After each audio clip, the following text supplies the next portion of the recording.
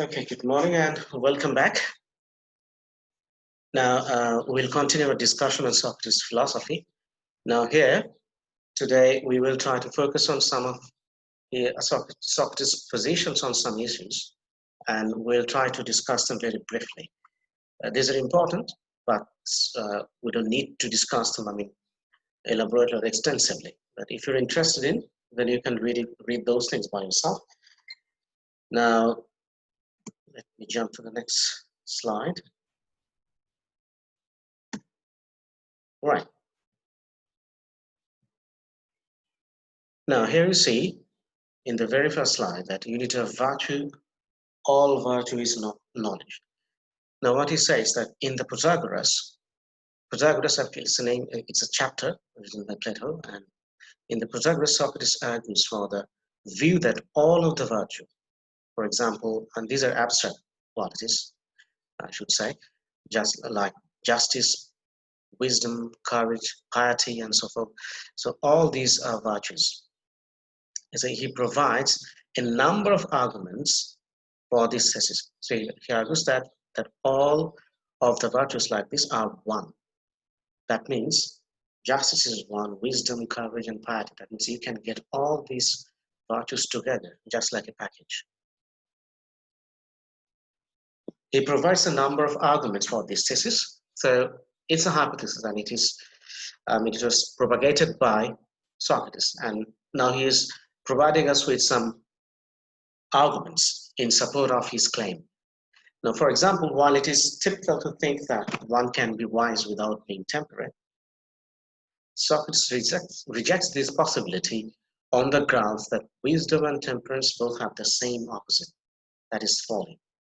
Now, just focus on this. That usually what we think that typical means that is the very general perspective of the people, that one can be wise without being temperate. What does it mean, temperate? Yeah, this is the key word. So can you please tell me what does it mean, temperate?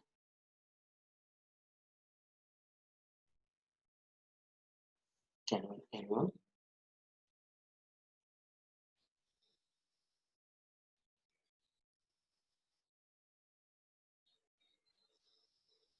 Could you please unmute yourself, all of you, and keep answering? What does it mean, temperate?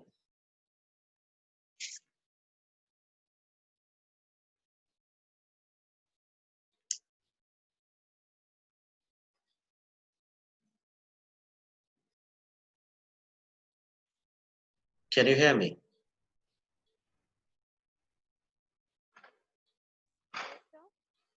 Yeah, I'm asking the meaning of the word temperate. Or temperate. Temperate, yeah.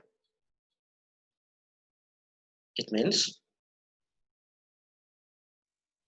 Temperate. Temperate. Temperate. Temperate. What does it mean, temperate?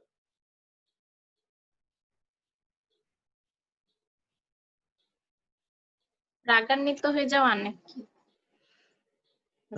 It's just the opposite. আচ্ছা।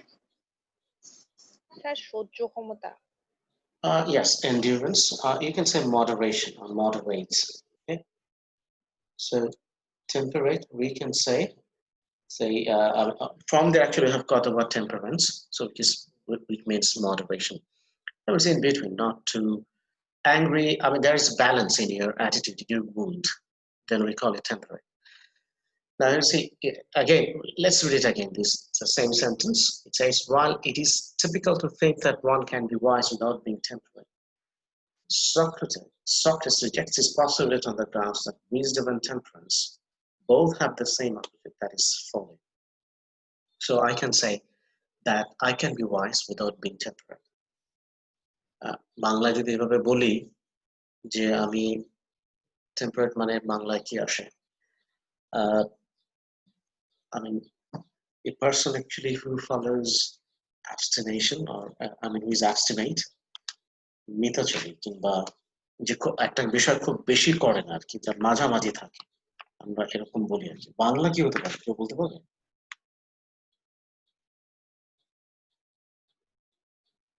Can anyone help me with the Bangla?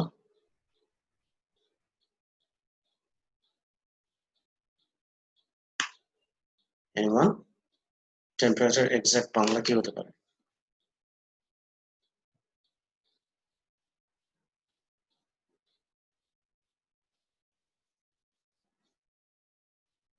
Just guess, give me a word.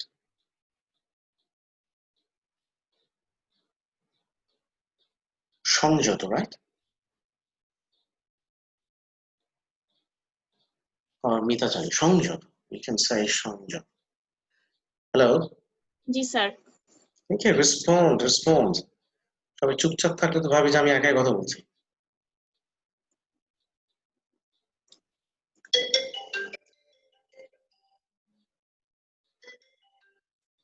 Okay, so আমরা এরকম বলি যে সংযত হওয়া ছাড়াও একটা মানুষ জ্ঞানী হতে পারে, কিন্তু কারোর মধ্যে যদি সংযম না থাকে বা সংযত হবার কোয়ালিটি না থাকে, সে জ্ঞানী হতে পারে কি?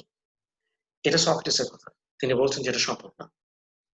Because you see the wisdom and temperance, that means in Bengali জ্ঞান বা প্রজ্ঞা, and temperance বা সংযত বা সংযম এখানে নাউন হিসেবে, বা মিতচারিতা, এই দুটোরই অপোজিট তিনি বলছেন ফলি, FOLLY, Fali. What does it mean, folly?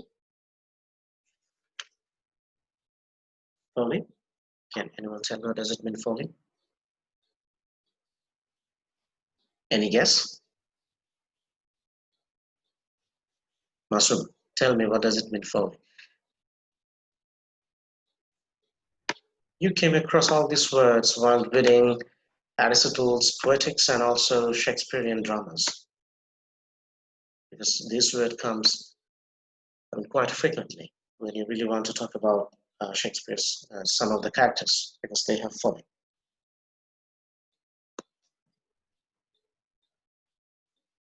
Yeah, now tell me, what does it mean, folly? Anyone? Dilshan, what does it mean?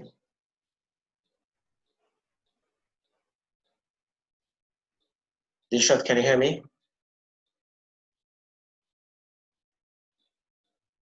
Sanjita?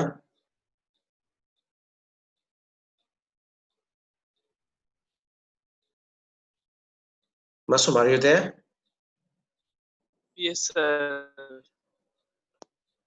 সবাই আনমিউট করো তো, মিউট করে রাখা দরকার নেই, এইভাবে ক্লাস করো। Unmute yourself, hurry up. Masum, কোনোটা তুমি দেখো যে আনমিউট করাটা, ওটাকে অ্যাবসেন্ট করে দিবা, বুঝতে পারছো? Yes, sir. যে আনমিউট না করবে ওটা অ্যাবসেন্ট করে দাও। তুমি চেক করো তো, তুমি কি পার্টিসিপেন্টস এর লিস্টটা দেখতে পাচ্ছ মাসুম? জি স্যার, পাচ্ছি। ওকে, তুমি নোটটা নাও, নোট নাও। You see, Nishi is not here, Noshin, they didn't listen to me. What happened to Rahan? Rahan, can you hear me?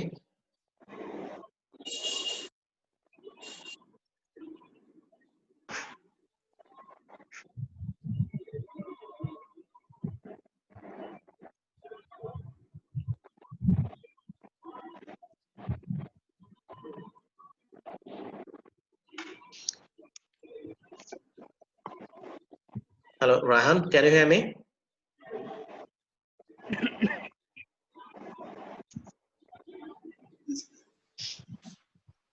You see, they are showing they're online, but actually they are not listening.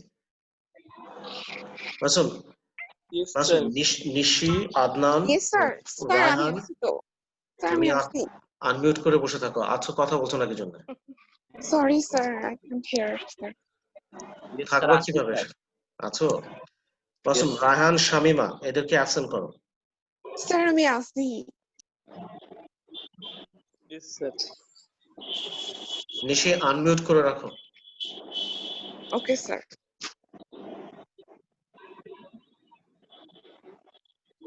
Adnan, can you hear me? Yes, sir. Okay.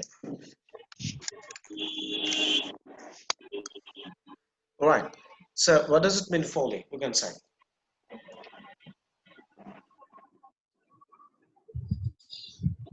Modena, can you tell me the meaning of the word folly? Folly. Yes, sir. Folly. What does it mean? Folly. Folly. What's the meaning of this word? Zain.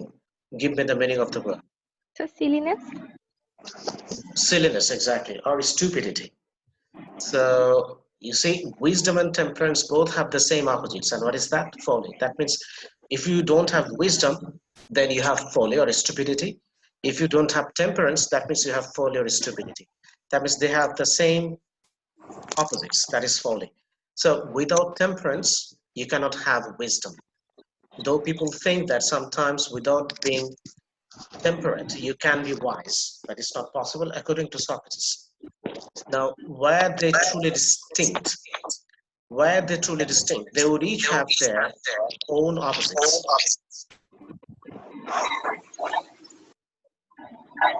Okay, now as it stands, the identity of their opposites indicates that one cannot possess. Oh, there is an echo.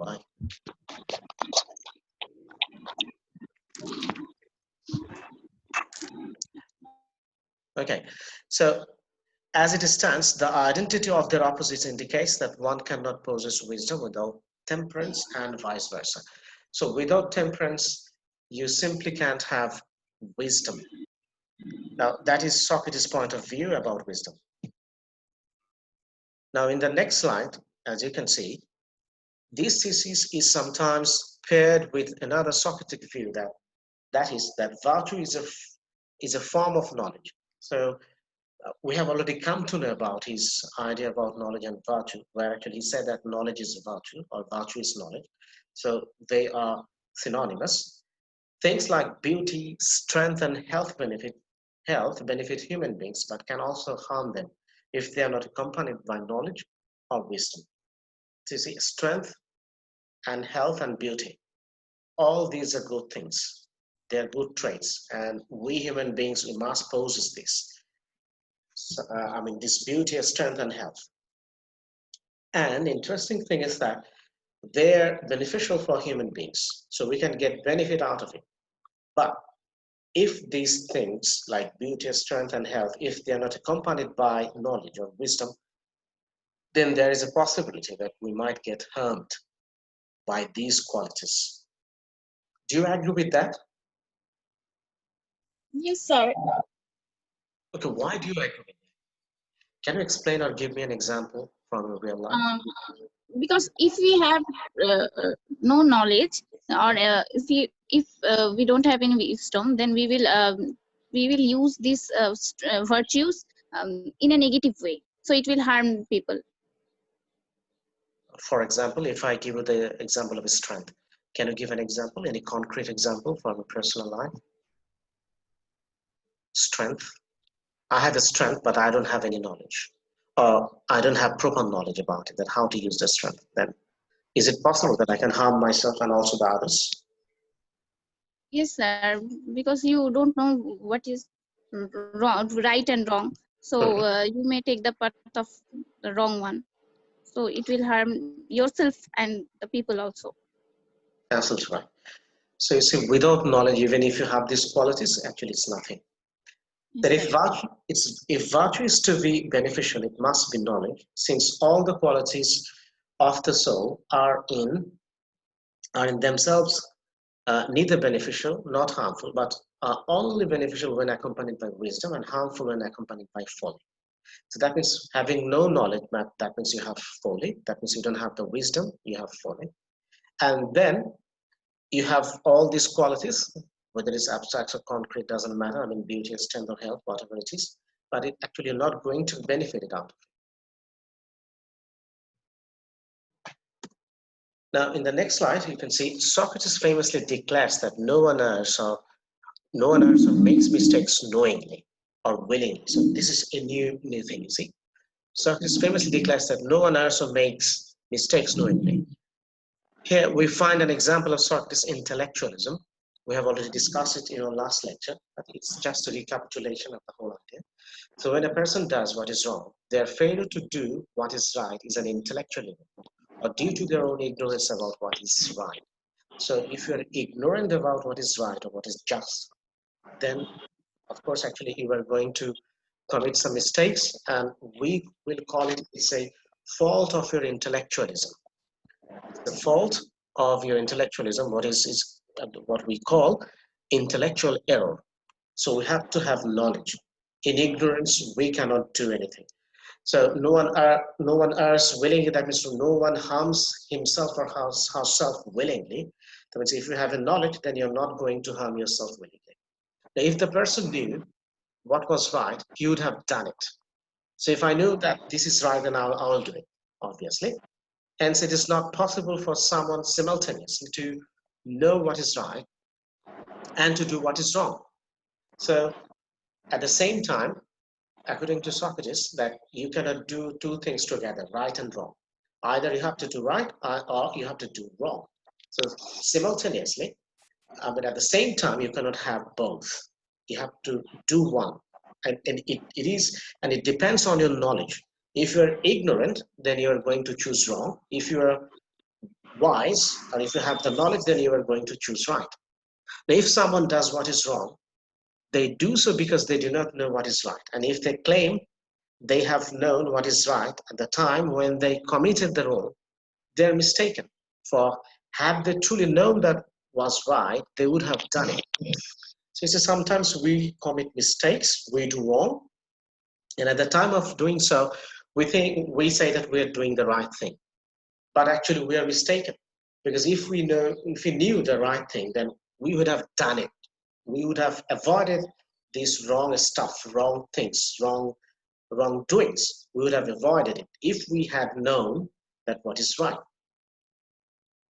Socrates therefore denies the possibility of akrasia. So you see, it's a very good term. You can see akrasia means weakness of the will. So Socrates therefore denies the possibility of akrasia or weakness of the will. So he says that there is nothing called weakness of the will. He denies it. No one errs willingly. So as a person, I'm not going to harm myself willingly or knowingly. While it might seem that Socrates is equivocating between knowingly and willingly, a look at Gorgias helps clarify his thesis. Tyrants and Orators. Socrates tells Polus actually is, a person or one of his disciples, have the least power of any member of the city because they do not do what they want. So you see, this is interesting. Tyrants and Orators.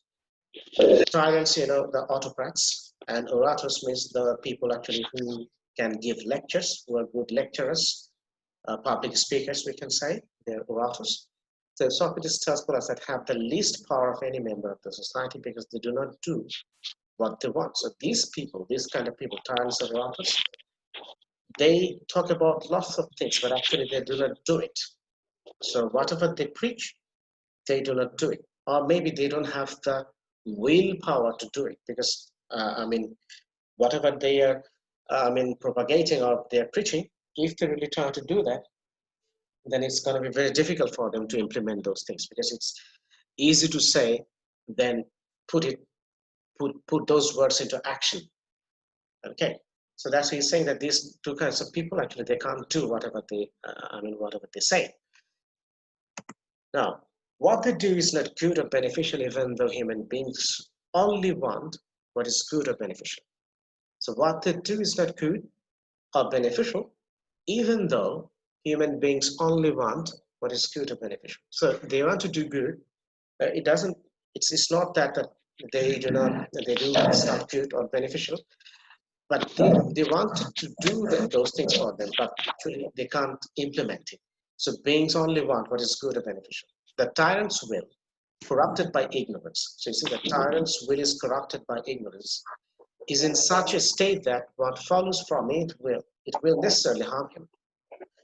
So he wants to say, Socrates wants to say that if a person has knowledge about his doings, and if he knows that what actually he is going to do, so in that case, that cannot harm him. But whatever actually we have seen that the tyrants usually they are ignorant. If I give you an example like this, we the common people, we can understand that actually what is good for us. Maybe we have the knowledge because we are the stakeholders. At the end users, we are the end users, you can say. For example, whatever happening in the state or in the country, Common people, actually, we are experiencing that. People who are in the, I mean, you can see in the, what should I say, in the highest of the apex or in the pyramid, I mean, in the hierarchy, if they're top in the hierarchy, so you see, sometimes they will form or they will write rules or legislatures. They will impose legislatures for us, that sometimes they don't feel that what the common people who are the end users of those laws and rules and regulations, actually, whether actually they're going to be benefited or not. Sometimes they don't understand it. Maybe they didn't do the right kind of experimentation or research or survey, or they didn't collect the data, or they just wanted to do good to themselves, not to the common people. So as a result, when they're ignorant of this whole situation, the circumstances, that what is going on, I mean, in the grassroots level, so whenever actually they do that kind of such kind of things, so they turn themselves as tyrants, and they harm the people, and also in the long run, they also harm themselves. I mean, these tyrants. Now here's conversely, the will that is purified by knowledge is in such a state that what follows from it will necessarily be beneficial. So if the tyrants or orators, if they have the knowledge about that, whatever actually they are preaching, or whatever actually, I mean, or any laws or any kind of rules or regulations they have imposed on the country or the people, I mean, if they had, I mean, proper knowledge about it, about the consequences of those rules and regulations, so they would have done it I mean, otherwise, and people might have been benefited out of it. Understood what I'm saying? Yes, sir. এইটা হচ্ছে স্বৈর শাসক বা যারা স্বেচ্ছাচারী শাসক আমরা যাদেরকে বলি, তাদের সম্পর্কে একটা পার্সপেক্টিভ কেমন, যে তারা অনেক সময় জনগণের জন্য বা সাধারণ মানুষের জন্য নানা রকম আইন প্রণয়ন করে থাকে, এবং এই আইন প্রণয়নগুলো করবার সময় তারা অনেক সময় তাদের নিজেদের স্বার্থ বা ক্ষমতাটাকে কতটুকু কুক্ষিগত করা যাবে সেই হিসাবে তারা আইনগুলো করবে। গ্রাসরুট লেভেলে যে সাধারণ মানুষ আসলে কি চাচ্ছে, এটা দিয়ে তাদের আদৌ উপকার হবে কিনা, তারা এটা দিয়ে কতটুকু বেনিফিটেড হবে, এবং ইন দ্য লং রান সার্বিকভাবে দেশের উন্নতি হবে কিনা, এটা অনেক সময় তারা ভাবেন না। তারা তাদের ক্ষমতাটাকে টিকিয়ে রাখবার জন্য, মানুষকে ভয় দেবার জন্য এরকম অনেক আইন কানুন করে থাকে। তো কথা হচ্ছে যে সে যদি সত্যিকারের রাষ্ট্রের এবং মানুষের ভালোটা জানতো, কিসে ভালো হয়, সেইটার ব্যাপারে যদি তার সেই উইজডমটা থাকতো, তাহলে সেই জাতীয় কাজগুলো করতেই পারতো না। তার মানে টায়ারেন্টসরা in a sense they are ignorant. তারা শুধু নিজের ভালোটাই বোঝে, কিন্তু অন্যের ভালো বোঝে না। কিন্তু একজন টায়ারেন্টস, হি ইজ এ লিডার, এবং একজন নেতৃত্ব বা একজন নেতা যখন একটা নেতৃত্বে থাকেন, তার অধীনে যারা থাকেন তাদের বেনিফিটটাই তার কাছে মূল বেনিফিট হওয়া উচিত। এবং এই জ্ঞানটা যখন তার থাকবে না, তখনই সে টায়ারেন্টস হয়ে উঠবে। সে নিজের ক্ষমতাকে ভালোবাসে, মানুষের ক্ষতি করবে, এবং আলটিমেটলি তার ক্ষতি হবে টুডে অর টুমরো, হয় আজকে না হয় কালকে। সারা জীবনই তো একটা মানুষ ক্ষমতায় থাকে না। বোঝা গেছে বিষয়টা? জি স্যার। তার মানে হচ্ছে Yes, sir. আমরা যদি ইগনোরেন্টলি কোনো কিছু করি, তাহলে আমাদের যে কারণে কিন্তু টাইরান্ট হয়ে উঠবার সম্ভাবনা আছে।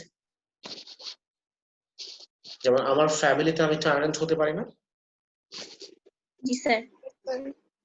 যদি আমি না জানি আর কিসে আমার পরিবারের ভালো হবে, যদি শুধু নিজের কর্তৃত্ব, ইগো, এটার কথা যদি ভাবি, if I'm ignorant of the well-being of my family members, then I can be a tyrant, or I will be turned into a tyrant, I mean, in the eyes of my family members. All right, now Yes, sir. let's go to the next slide. Okay, now here you can see all desire is for the good. All desire is for the good. It sounds quite, can say, very optimistic, and at the same time it's very tricky. How? One of the promises of the argument just mentioned is that human beings only desire the good. Do you agree with this point? Yes, sir. Human beings only desire the good. We only desire the good things. Don't we desire the bad things? Or bad stuff? So let's read it. When a person does something for the sake of something good, something else, it is always it is always the thing for the sake of which he is acting that he wants. So when a person does something for the sake of something else, so I'm doing one thing for another thing. It is always the thing for the sake of which he is acting that he wants. So I will have two things. So I will do one thing for another thing. And for that another thing, actually, I want to do the other thing. For example, I have desire A, and there is my objective or goal, that is B. So I have the desire A, and there is the objective or the goal or the purpose B. So I'm desiring the purpose B. So when actually I'm desiring purpose B, then I'm desiring A. Understood? It sounds a little bit confusing, but it's all the same. All bad things or intermediate things are done not for themselves, but for the sake of something else that is good. So you see, all bad things or intermediate things are done not for themselves, but for the sake of something else that is good. So we do bad things, but Socrates actually he's saying that we are also doing it for something else, and that is good. Now, when a tyrant puts someone to death, now here is a good example, so it will help you to understand it. Though it's a little bit, perplexing, but still you can understand it. Now you see, the enigma, that already have been mentioned, it will be very clear to you now with this example. Now, when a tyrant puts someone to death, for instance, he does this because he thinks it is beneficial in some way. Hence, his action is directed towards the good because this is what he truly wants. So this is very interesting. That means what is good for me, I'm doing that. So that is good because that thing is good for me. So a tyrant, he may execute many people so that he can be in the power for a long time. So usually what we see that the reactionaries, or you can see the rebels, or the people in the oppositions, the tyrants, usually tyrants actually they try to execute them. They just want to shut them so that there is nobody to challenge his authority. So as actually he feels threatened by some of his oppositions, then what the tyrant will do, he will execute them. He will put them, put them to death with some excuses. So this is the idea that he is doing it for his own benefit, for his good. So that is also good for him. So you see, everybody is doing something, or we desire something, and that is for the good. So I have my good, you have your good. Whatever is good for you. Now, the difference that actually it will make, that is knowledge of the true good, or what is really good. So if you have the knowledge about that thing, what is really good, then in that case you can make it purposeful and you can make it meaningful. Otherwise, it's gonna harm you today or tomorrow. Now, a similar version of this argument is in the middle. Those that desire bad things do not know that they are truly bad. Otherwise, they wouldn't desire them. Do you agree with this point? What do you think about it? Those that desire bad things do not know that they are truly bad. Otherwise, they wouldn't desire them. Well, what is your opinion about it? Yes, sir. If they have lack of knowledge, then they won't know that what they are doing is bad. But if someone intentionally do anything bad, then this is another thing. In that case, that is unforgivable, forgivable, right? We cannot forgive him or her. Yes. So you see, I'm doing a bad thing, but I think that is not bad. So if I knew that that is bad, and if I had that knowledge, then I wouldn't desire it. আমি যদি জানতামই যেটা আসলে একটা খারাপ জিনিস, আমি তাহলে সেটা ডিজায়ারই করতাম, সেটার জন্য আমার আকাঙ্ক্ষাই আসতো না। সুতরাং মাঝখানে নলেজ, সেটা গ্যাপ, অর্থাৎ আমি যখন ইগনোরেন্ট হব, তখনই আমি এই বাজে কোনো একটা বিষয়কে আমি ডিজায়ার করবো। Now, they do not naturally desire what is bad, but rather desire those things that they believe to be good, but that are in fact bad. They desire good things even though they lack knowledge of what is actually good. So same thing, we have already mentioned it, that if knowledge is there, then we're not going to desire those things for us. Now, it is better to suffer an injustice than to commit one. Do you believe that? It is better to suffer an injustice than to commit one. So what is your opinion about it? Before reading it, so I just want to know your philosophy about it. What do you think? I hope you understand it, right?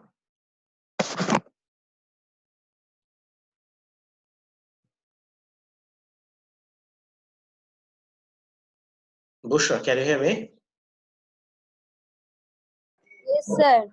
Can you explain it? It is better to suffer an injustice than to commit one.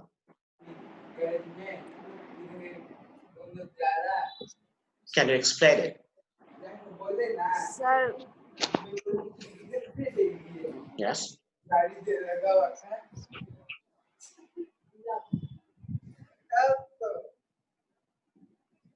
Gausulasm, are you here? Are you with us? Yes, sir. Okay, can you explain it, Gausulasm? It is better to suffer injustice than to commit one. So what do you understand by it?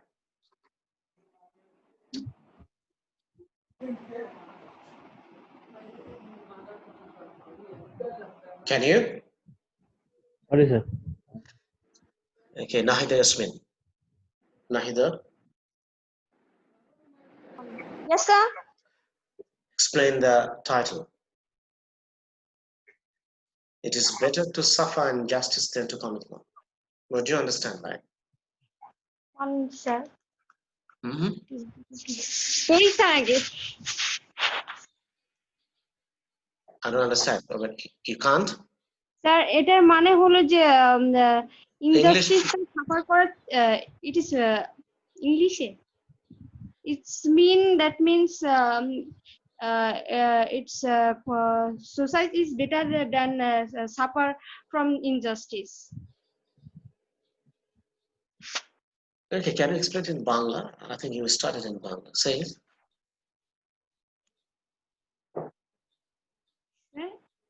বাংলায় বলো, তুমি বাংলা শুরু করেছিল, বাংলায় কি বললো? তোমার ইংরেজিটা আমি বুঝি নাই।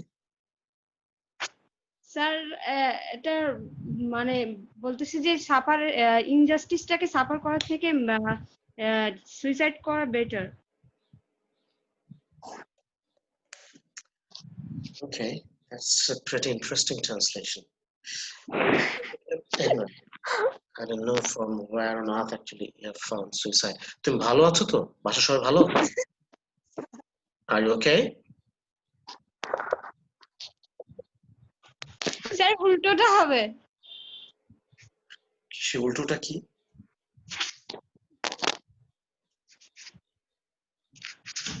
আমি উল্টো দিক থেকে পড়ে যাব? One commit to then injustice and suffer to better, is it এভাবে?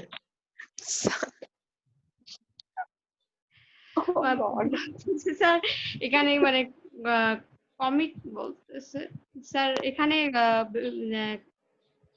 ইনজাস্টিসকে সাফার করতে বলতেছে স্যার সুইসাইডের থেকে। Suicide. Anyway, thank you. At least you tried it. Rahan আছো? মাসুম, তোমার বন্ধু রাহান কোথায় আছে? স্যার ওর ল্যাপটপের মেবি প্রবলেম স্যার, আমি ওকে নক করছিলাম sir. So he can't listen to our lectures today? Sir properly শুনতে পায় না স্যার আপনাকে। Okay. Sanjida. Yes, sir. Sanjida, you're staying in Soyotpur, right, Sanjida? No, sir. Right now I stay in Fulbari. Fulbari. What is that? In Dinaspur, I guess. Yes, sir. Okay, anyway. Now you tell me, what does it mean? It is better to suffer an injustice than to commit one. What do you understand? So from my point of view, we should be patient.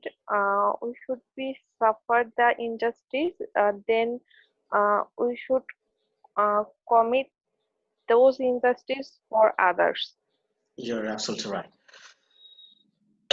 Okay, that means it is better to suffer injustice. That means if anybody does any injustice to you, it's better you suffer and you try to undo that injustice rather to commit another injustice to anyone else. Rather doing injustice to somebody else, it's better that you will endure the injustice. কেউ তোমার প্রতি কোনো অন্যায় আচরণ করুক তাও সহ্য করা ভালো, কিন্তু তবুও তুমি অন্য কারোর প্রতি অন্যায় আচরণ করবে না। মানে অন্য কারোর প্রতি অন্যায় করার থেকে নিজের প্রতি অন্যায় হলে সেটা সয়ে নেওয়া বা সহ্য করাটা অনেক better. That means in any way you cannot do injustice to other people. So Socrates infuriates Polus with the argument that it is better to suffer injustice than commit one. Polus agrees that it is more shameful to commit an injustice, but maintains it is not worse. So Polus says that, okay, it's very shameful to commit an injustice, but at the same time he says that, but maintains it is not worse, but it is not that much bad to commit injustice to others. Not that much bad. The worst thing in his view, it is the view of the Polus, not Socrates. The worst thing in his view is to suffer injustice. He says that to suffer injustice is very bad. Rather, you should do injustice to other people. Socrates argues that if something is more shameful, it surpasses in either badness or pain or both.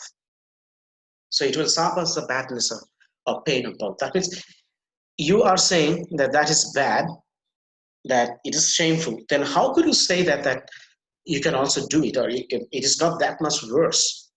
But Socrates says that it's worst. It's the worst thing that to commit injustice to others. But Polus has a different opinion. Now, since committing an injustice is not more painful than suffering one, committing an injustice cannot surpass in pain or both pain and badness.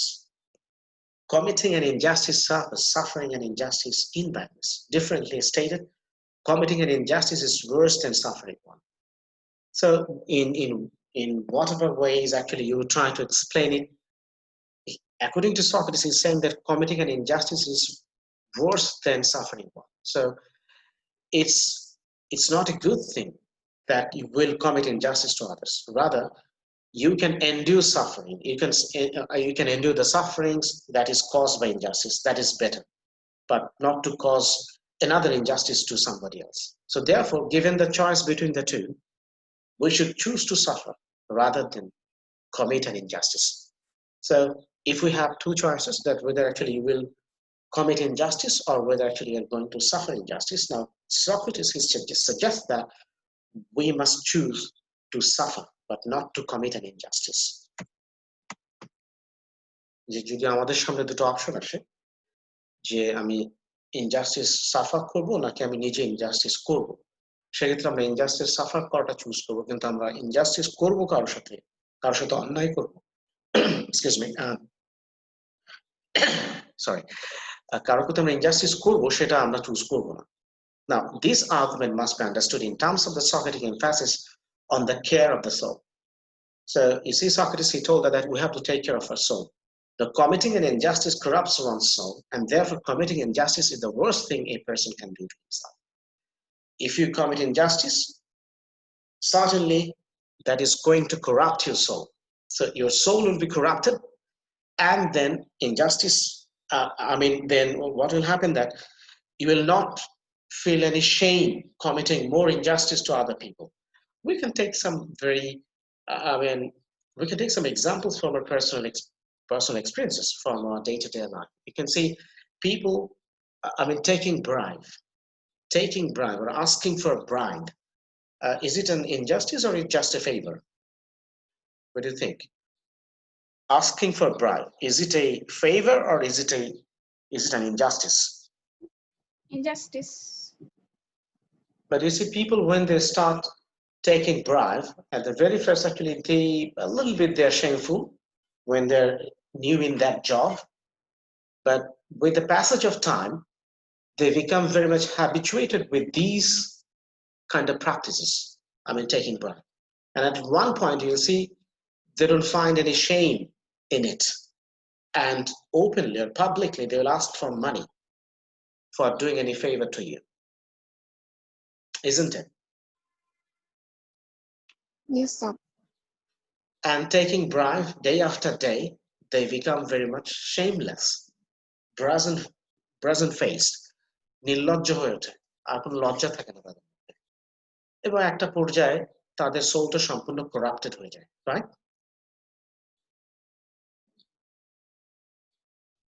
Yes, sir. Okay, so Socrates actually, he's saying that we should avoid this. Now he's saying that he goes so far as to claim that it is better to seek punishment than avoid it on the grounds that the punishment will purge or purify the soul of its corruption. So he's saying that whenever actually we commit any crime, then actually it's better that we seek punishment, because that punishment might purify our soul. So soul is very important here. Okay, now this is one interesting point. We introduced this idea in our last lecture, so today I'll be explaining this eudaimonism. I'll try to explain it to you and to make it simple so that you can get the idea. Now, eudaimonism, actually, it is from the Greek word eudaimonia.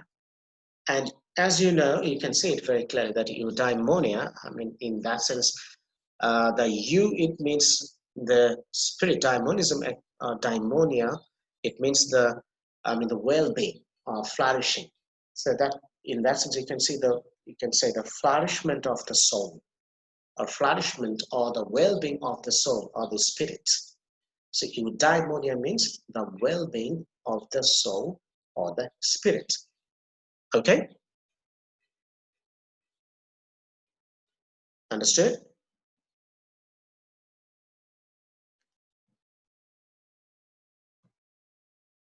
So do you get the point what I'm saying here? That eudaimonia, it means the well-being or the upliftment or the development or improvement of the soul. Yes, sir. Okay, now let's see Yes, sir. how actually we can achieve it. Now, here you see the Greek word for happiness is eudaimonia. So the purpose of life will be happiness. And you see, eudaimonia, actually, you can have it by experiencing the human flourishing. And you can see modern philosophers, they also espouse it. They also support that we can have happiness, or we can experience happiness by having a kind of flourishment or achievements in our life, and we can enjoy.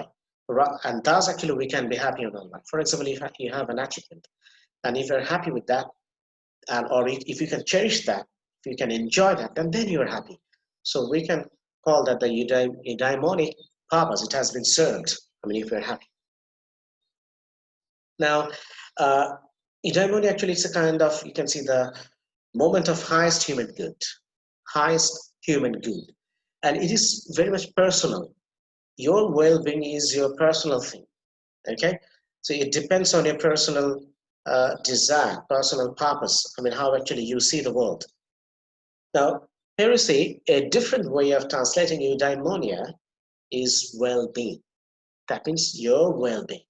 Many scholars believe that Socrates holds two related but not equivalent principles regarding eudaimonia. So he holds two related principles, but these two related principles, they are not equal. So we cannot say that these two principles, they're equal, but they're related. First, that it is rationally required that a person make his own happiness the foundational consideration for his actions. And second, that each person does in fact pursue happiness as the foundational consideration for his actions. So you see, the first thing, that to make his own happiness the foundational consideration for his actions. So whatever actually I will do, the foundation of that consideration will be, or of that action will be, that at the end I will be happy. Okay? You get that? That I will do something, and the purpose or the goal or the objective will be that I will be happy by doing that thing. So the action that is, you can say, that is led to happiness. So an action that is led to happiness. So at the end, if I'm happy by doing that action, then my purpose is served, and that is my well-being. That means I'm happy. So that is my eudaimonia. Is it clear to you? Yes, sir. Okay, that's great. Now the second, that each person does in fact pursue happiness. So as a person, we pursue happiness. We hanker after happiness. আমরা ব্যক্তি হিসেবে সকলেই সুখের পেছনে ছুটি, pursue করি. And as the foundational consideration for his actions. এবং আমার যে সুখের পিছনে যে যাওয়া, এটাই হচ্ছে আমার পার্সোনাল হ্যাপিনেস বা আমার অ্যাকশনের পারপাস হওয়া উচিত। এক হচ্ছে আমার অ্যাকশনটা হবে হ্যাপিনেসের দিকে, আবার আমার হ্যাপিনেস হবে আমি এমন কাজ করব যেটা হ্যাপিনেসকে এনশিওর করবে। দ্যাট মিন্স দুইটা ইন্টাররিলেটেড, একই জিনিস। So happiness and actions, either you want to be happy, that's why you'll do something, or you will do something because you want to be happy. Okay, it's a little bit enigmatic, but it's still it's the same thing. In relation to Socrates' emphasis on virtue, it is not entirely clear what that means. জিনিসটা শুনতে একটু প্রহেলিকার মতো লাগছে, একটু জটিল, কিন্তু আমার মনে হয় যে you can understand it, that আমি যে কাজটা করব সে কাজের উদ্দেশ্য হবে সুখী হওয়া, অথবা আমি সুখী হতে চাই বলে ওই কাজটি করব। বোঝা গেছে কি? Yes, sir. Yes, sir. তাহলে আমি যদি অ্যাকশনস কে টার্গেট করি, তাহলে অ্যাকশনস এর উদ্দেশ্য কি হবে? To be happy. Happiness. Okay, to achieve happiness. আর আমি যদি হ্যাপি হতে চাই, তাহলে এটা আমাকে কি করতে হবে? এমন কাজ করতে হবে যেটা আমাকে হ্যাপি করবে। বুঝে গেছে? So either you can take the happiness as Yes, a foundation of your life, then you have to do things that will make you happy. Or if you take actions as a foundation of your life, then obviously you have to do something, you have to lead your actions to that purpose, that is happiness. Okay. Now, virtue could be identical to happiness. Virtue could be identical to happiness. That is, virtue is knowledge. And then here we find that virtue means also happiness. That means I must have virtues that will ensure happiness. In which case there is no difference between the two. And if I'm virtuous, I'm by definition happy. Virtue could be a part of happiness. So if I say that I'm virtuous, that means I'm happy. And if I say that I'm happy, that means I'm virtuous. Got it? Have you got it? Yes, sir. Excellent. অর্থাৎ আমি যদি সুখী হই, তার মানে আমি আমার মধ্যে ভার্চু আছে, আমার চারিত্রিক বৈশিষ্ট্য ভালো। আবার আমি যদি বলি যে আমি চারিত্রিক বৈশিষ্ট্যগতভাবে আমি একজন ভালো মানুষ, তার মানে হচ্ছে আমি সুখী মানুষ। Right? Yes, sir. Yes, sir. So, I think I can jump to the next slide. Here, see. There are a number of passages in the Apology, and you know Apology is written by Plato. So there are a number of passages in the Apology that seems to indicate that the greatest good for a human being is having philosophical conversation. So actually, how you can achieve happiness, like philosophical, he's saying that if you have philosophical conversation, as it has been mentioned in Apology by Plato, that if you can have philosophical conversation, so that will ensure greatest good in your lives. And then in the long run, as a consequence, you'll be happy. Now, Meno suggests that knowledge of the good guides the soul towards happiness. So knowledge of the good guides the soul toward happiness. So if you have the knowledge of the good, that what is good, if you know that, that will lead to happiness. And at Georgius, Socrates suggests that the virtuous person acting in accordance with wisdom attains happiness.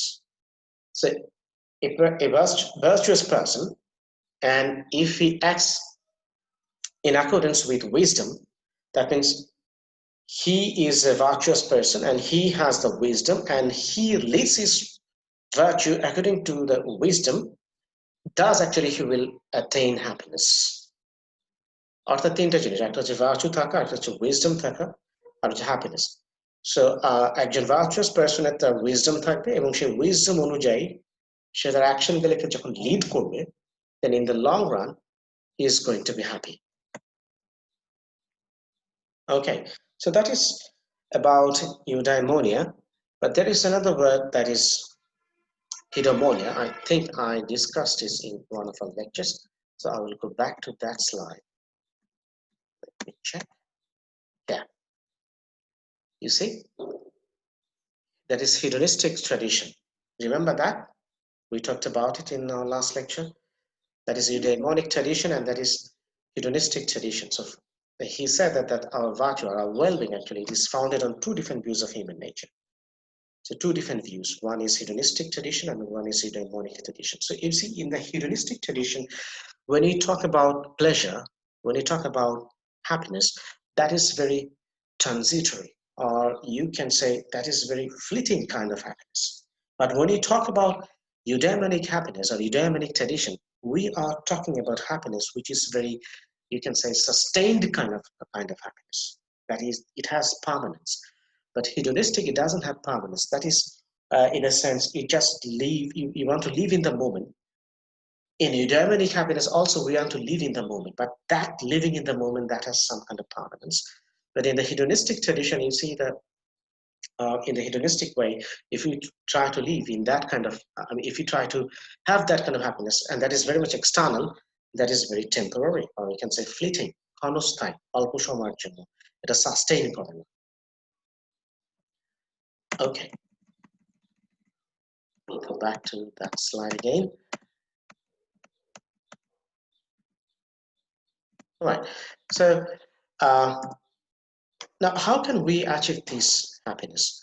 আমি যদি এই প্রশ্নটা তোমাদেরকে রাখি যে what makes you happy, or are you happy?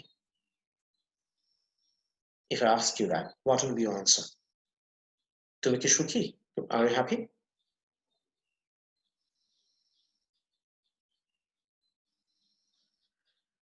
Or how can you achieve this eudaimonic tradition or eudaimonic purpose in your life? Eudaimonia আমরা কিভাবে আমাদের জীবনে অ্যাচিভ করতে পারি? আমি তোমাদের পার্সোনাল ওপিনিয়ন গুলো একটু শুনি। How can we achieve it? Zain, what makes you happy? Zain, can you hear me? Are you there? Yes, sir. Okay, if I ask you the question, are you happy, Zain? Yes, I'm happy. That's great. Then why are you happy? I mean, you're happy. It doesn't make, it's not my concern. And I'm not concerned that you're happy. I'm a খারাপ লাগছে না যে তুমি happy. My question is, why are you happy? Or what makes you happy?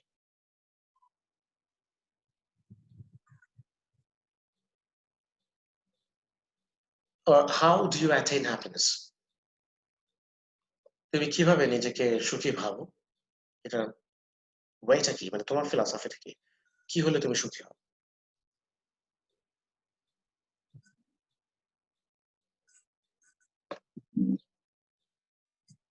Can anyone tell me?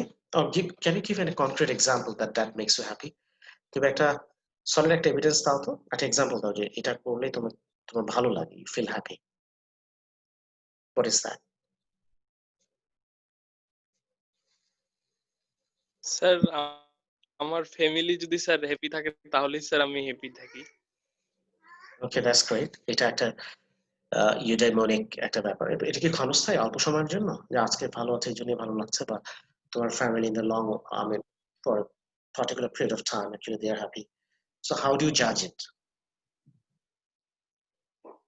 Sir family sir যদি sir long time sir happy থাকে তাহলে আমিও long time happy, but যখন ফ্যামিলি স্যার একটু অসুখী হয় তখন sir আমিও স্যার আনহ্যাপি থাকি, তখন চেষ্টা করি স্যার প্রবলেম সলভ করার। একটা example দাও, what makes your family happy? Health, money, knowledge, traveling to different places, or having all the modern amenities in your life? আধুনিক যে বিষয়গুলো সব জীবনে থাকা, কিসে সুখী হও?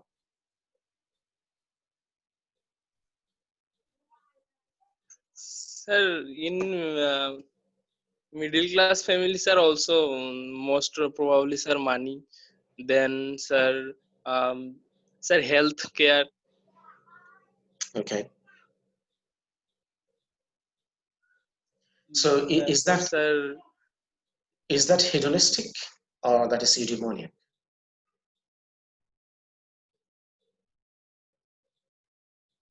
এই সুখটা কি external? Sir, yeah. external or it comes from পৃথিবীর within? Personal level happy হওয়াটা আসলে ইউডাইমোনিয়াকের main purpose-টা কিন্তু হচ্ছে personal level well-being. I mean well-being of a, I mean if I'm happy, then obviously collectively we're actually personally when we're happy, then collectively we also get happy at one point, whether we want it or not. আমরা একটা সময় কিন্তু সাময়িকভাবে happy হয়ে যাই, যেমন আমি happy, তুমি happy, Zain happy, Sanjita, Soma, Saidul, Raihan, whatever. I mean all of you are happy collectively, তখন আমরা সবাই একসাথে হ্যাপি হই. So eudaimoniac happiness, I mean this kind of happiness or well-being, actually you have to achieve it personally first. এটা আসলে ব্যক্তিগতভাবে প্রথমে এটাকে অর্জন করতে হয়। বোঝা গেছে? yes sir. Okay, so you can see that it's a, I mean it's a highest version of happiness. I mean highest version of yourself. তোমার নিজের ব্যাপারে যখন তোমার সর্বোচ্চ একটা ধারণা তৈরি হবে, then I mean this highest version of yourself, that will ensure the happiness or eudaimoniac happiness in your life. But that is the well-being of your life. It is not fleeting or transitory, that is permanent. It is sustained. Okay, so you can see that this eudaimonic happiness actually it's a kind of intersection of I mean intersection among these, like true, good, beautiful, just, I mean all these things. আমাদের এই জিনিসগুলোর একটা intersection মিলে কিন্তু একটা happiness তৈরি হয়, অর্থাৎ something which is true, something which is good, something which is beautiful, something which is just, something which is pure. Understood what I'm saying? Then it can ensure the eudaimoniac or the eudaimonia in your life. It can ensure that in that case. For example,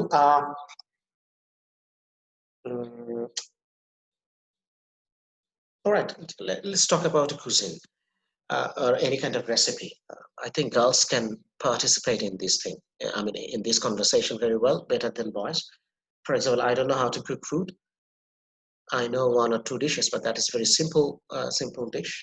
I mean, actually, you don't need that much expertise to cook those kind of food. মেয়েদের মধ্যে রান্না করতে পারো বোধহয় সবাই কম বেশি, বা রান্না করতে পছন্দ করে। Is there anyone who loves to cook? Anyone from here? G sir, সবাই করে মোটামুটি। Yes, sir. Okay, রান্নায় ভালো পারদর্শিতা আছে আমার কেউ আছে, যে expertise you have among yourselves? Who is that person? বা রান্না করে খাওয়াতে পছন্দ করো কে? একটা আছে কষ্টে রান্না করছো, যেহেতু প্যান্ডেমিকে ইউনিভার্সিটি বন্ধ, মা জোর করে রান্না করাচ্ছে। স্যার এক্সপার্ট না, বাট রান্না করে খাওয়াইতে ভালো লাগে। Who is that? Yes, sir. What's her name? Sir Tani. Okay, Sunny. Can you name any dish that you cooked recently? Sir cake. Okay, you prepared cake, right? Yes sir. Okay, so, I mean, you prepared cake for what? Was there any occasion or you just made a cake? Sir just made a cake for my brother For family. your brother and family. And what was the feeling? I mean, when you prepared it for your family, I mean, how did you feel about it? Sir কখন হবে, কখন ওরা খাবে, কখন বলবে ভালো লাগছে, কারণ খুব পছন্দ করে তো। Was it good? I mean, the taste? Yes sir. Okay, it was delicious. Good. And how about it? Was it beautiful? I mean, did you prepare it in a beautiful manner, beautiful way, or did you make it attractive? Yes sir, obviously. And that's it. And it's a truth for you, right? এটা তোমার জন্য একটা সত্য। জি sir. So you see all these things together, it made you happy. So that is eudaimonia. That Yes, is sir. well-being, because when actually you prepare that cake for your family members, you feel uplifted, you feel edified, and that was the highest version of yourself at that moment. So you cherish that moment, you enjoyed that moment, you lived in that moment, right? Yes sir, very much. How about giving gifts to other people? Don't you feel that in the same way? So sometimes. Sometimes. Okay, giving gifts, isn't it very uplifting? I mean, doesn't make you happy? Doesn't Yes, sir. make you happy? For example, when you give any present to your dear ones, you can feel that when he receives it, first of all, I mean, when you buy it or if you prepare it by yourself, the gifts or the present by yourself, and then you wrap it in a beautiful way, and then you send it to your dear ones, and when they receive it, and when they give you feedback about it, and when they appreciate your, appreciate your good work, or I mean your present, when they try to say something good about it, and also when they appreciate your, I mean, giving presents, I mean, these goodwill, then you feel better, right? Yes, sir. That is eudaimonia. That is eudaimonia. That is, I mean, the well-being that for that particular moment you cherish it. So you can be happy in many ways, and everybody. I mean, I have my own ways because that is my ways are my ways, and you have your own ways, your private ways, your personal ways to be happy. So that is eudaimonia, and that is long-lasting. Understood? Got it now?